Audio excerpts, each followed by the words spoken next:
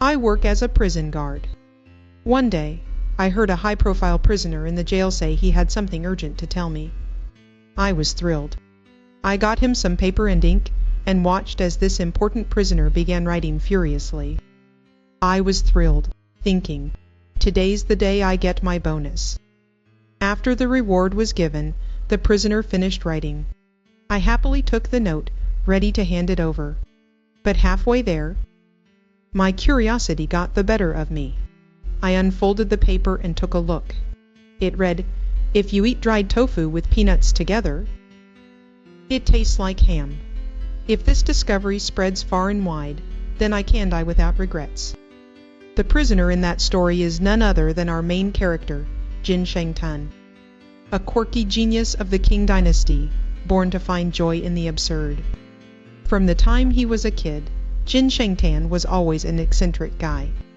He was all about finding the fun in everything. Even as a little kid, he was incredibly sharp. He understood things instantly. Once he finished his studies, he'd sneak off somewhere else to read storybooks and comics. What about his parents? Wouldn't they have given him a good whipping for that? By the time he was 9, both his parents had already passed away. He was just staying with relatives for the time being. Given a life story like that, you either end up poor and completely alone, begging on the streets, or you rise above it. Study hard, pass the imperial exams, and climb your way to the top. But our boy Jin, he wanted none of that. He just had to get weird with it. He took the provincial imperial exam 3 times, and all 3 times, he handed in a grand total of 0 essays. Back in the day, exam essays had a strict format. They depict a few words from classic texts like the Analects of Confucius, and you had to build your essay around them. There were rules, what to write first, what came next. Most candidates wrote about their ambitions or ideas on governing, so one day, young Jin gets his exam paper. The prompt is F. Without reaching 40, one can already be free of confusion. Would such a person still be tempted? This is a reference to a story where Gong Sunchu asks Mencius, if you were offered a high position in Qi, with the power to unify the whole kingdom, wouldn't that tempt you? I've been immune to temptation since I turned 40. Because Confucius said, at 40, one has no more doubts. So how did our boy Jin tackle this essay? He wrote, if you were alone and suddenly stumbled upon a pile of money, would that tempt you? When a brute meets a beautiful woman, are you tempted or not? After thinking for a moment, he wrote the word tempted 39 more times on his exam paper, adding, Mencius said he reached a state of unshaken heart at 40, so you know for sure his heart was shaken plenty before that. He wrote 3 of these unconventional essays in a row, and the examiners just failed him outright. With no other choice, he changed his name and took the exam again. This time, he had to take it seriously. He ended up coming in first. I don't know if any of you had to take the Jiangsu provincial exams for college entrance, but they were notoriously difficult. Now, the imperial exams in the Jiangnan region had always been notoriously difficult, largest setting from the very beginning. The Jiangnan region was famous for producing brilliant scholars. So coming in first place in the provincial imperial examination there was incredibly tough. That really shows you how talented our friend Jin was. While studying the Analects of Confucius, he read about Xingdian, who was praised by Confucius for valuing freedom over a government career. Jin thought, hey, that's just like me. He was so sure that Confucius would have praised him the same way that he changed his name to Shengtan. He even gave himself a fancy title, calling himself the Bower of China. He said it over and over, the Bower of China. After feeling unrecognized for his talents, he really felt unrecognized. He started venting his frustrations through a Nutham. This recognition, he wanted, was the approval of the officials in power. Back then, if you didn't earn an official rank, your social status and your entire life were considered pretty much meaningless. But Jin Shengtan was a strange one. He poured all his energy into literary criticism. And this criticism wasn't about trashing a piece of writing. It was about providing commentary and analysis. Literary criticism in China actually goes way back, all the way to the pre-Qin era. It kept developing through the Han Dynasty and right into the Six Dynasties period. However, some popular novels, like Romance of the Western Chamber, Water Margin, and Dream of the Red Chamber, they were seen by people at the time as nothing more than entertainment, just for fun. In Dream of the Red Chamber, these kinds of books were also seen as just for fun and entertainment. In Dream of the Red Chamber, there is a scene where Lin Daiyu and Jia Boyu secretly read Romance of the Western Chamber, terrified of being caught. One reason for that fear was that vernacular novels like this were seen as way too crude and common. On the other hand, some Ming and Qing dynasty novels like The Plum in the Golden Vase, Romance of the Western Chamber, and Water Margin featured characters whose morality was questionable. They clashed hard with mainstream Confucian family values and social ethics of the time. Take Water Margin, for example. Li Kui, the Black Whirlwind, killed indiscriminately. Women, children, the elderly, he showed no mercy. When Li Kui killed the little maid that Ju Tong loved so much, she was just an innocent kid who didn't know any better. In Romance of the Western Chamber, there is a young lady, Kui Jingjing, who hasn't even married yet. She is still living secluded in her family's inner chambers. And yet, she develops a secret affection for a stranger and pledges herself to him in marriage. But here's a side note. June, in modern society, lots of people look down on characters in stories who aren't perfectly moral. They slap simplistic labels on these flawed characters, calling them things like pushover, green TB cheech, homewrecker, or toxic man. Every character gets put on trial morally. Reduced to just black or white, people end up judging the whole work based on nothing but narrow moral criticism. However, moral standards do change as society evolves. Take the biographies of exemplary women from history, stories that seem cruel to us today. Like widows committing suicide to preserve their chastity were seen as perfectly moral back then. Or consider those who drove Shang Lin's wife to her death in the New Year's sacrifice, in their own value system. They were doing the right thing. They thought they had solid morals.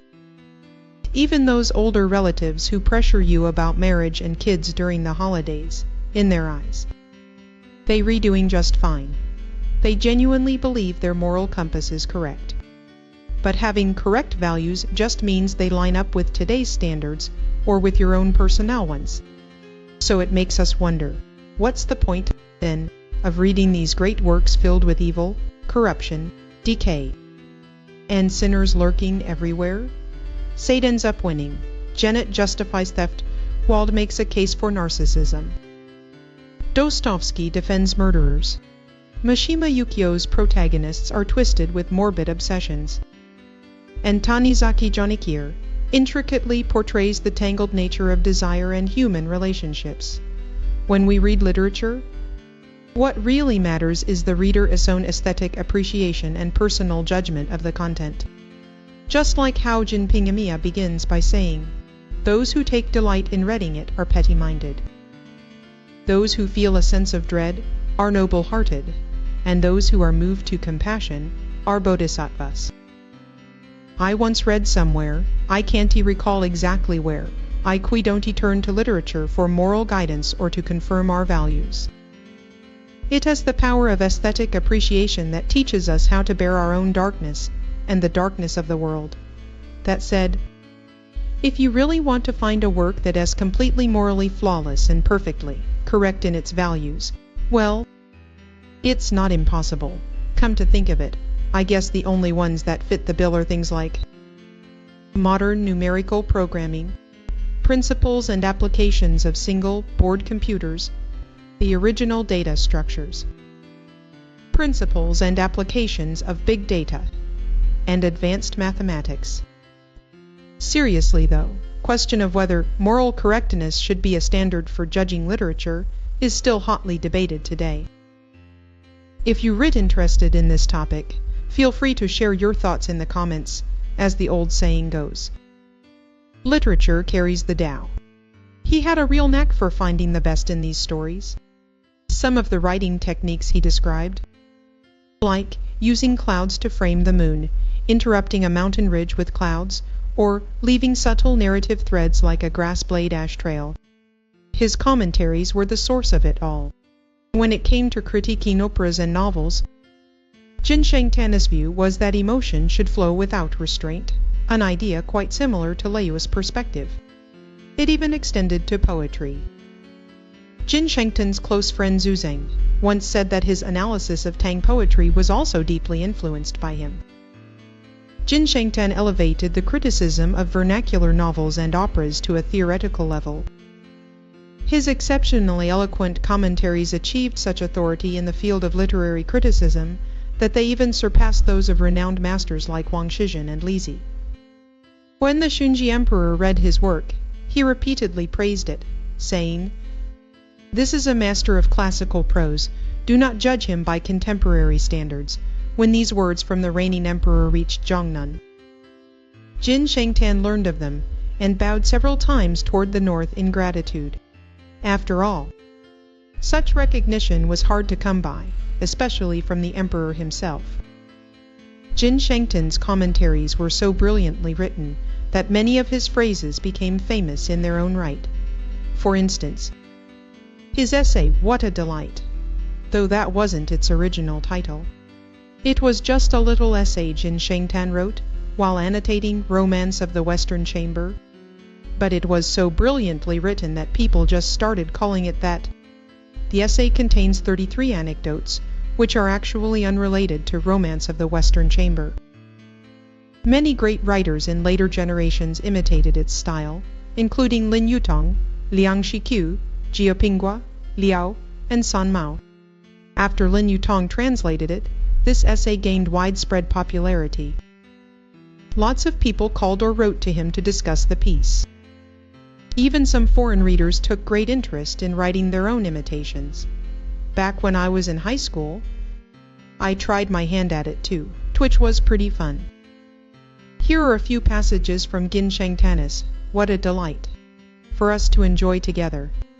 The water surged forward in a sudden, violent rush, like a rolling wave of snow. What a delight! Early in the morning, right after waking up, I overheard my family sighing. They said someone had passed away just yesterday. So I quickly called someone over to ask what was going on. Turns out, the one who died was the most cunning person in town. What a delight! A friend I hadn't seen in nearly 10 years suddenly showed up at my door late at night. I barely had time to let him in before rushing inside. Didn't even ask if he came by carriage or on foot, didn't even offer him a seat on the bed or a stool. I just hurried straight to the inner chamber and cautiously asked my wife, "My dear, could you do what Sudong Po's wife once did, and spare a measure of wine?" To my surprise, she happily pulled out her gold hairpin and handed it to me. I did the math to cover 3 whole days of drinking. What a delight! Waking up early on a summer day and watching someone sawing big bamboo under the pine trees to make buckets. What a delight! The weather had been overcast for a whole month, making everyone feel drowsy and sick, like they could never get enough sleep. Suddenly, hearing all the birds start singing at once, skies cleared up. I quickly pulled the curtain aside and pushed the window open. Sunlight was dazzling, pure and fresh as if the world had just been washed clean. What a delight! Drinking wine in the winter just makes you feel colder and colder. I pushed the window open to look. Snowflakes were as big as my palm, and they'd already piled up 3 or 4 inches deep. What a delight! On a summer day, cutting a dark green watermelon with a sharp knife myself, using a bright red plate. What a delight! Watching someone make buckets out of big bamboo. What a delight! Pushing the paper window open to let the bees out. What a delight! As a county magistrate, Hearing the retreat drum sound at the end of each day, what a delight. Watching someone carefully untangle a knot, what a delight. Watching a wildfire burn, what a delight. Watching a coin spin and not fall right away, what a delight. Reading a beautifully handwritten letter, what a delight. From his writings, it's clear that Jin Shengtan was an optimistic man with a real zest for life. He had a knack for finding all these tiny, perfect moments of happiness and satisfaction in the little everyday things that happened to him. Even after he was thrown in prison, right before his death, he was still finding ways to amuse himself. He called over the executioner who was about to behead him and said, "I've got banknotes hidden in my ears.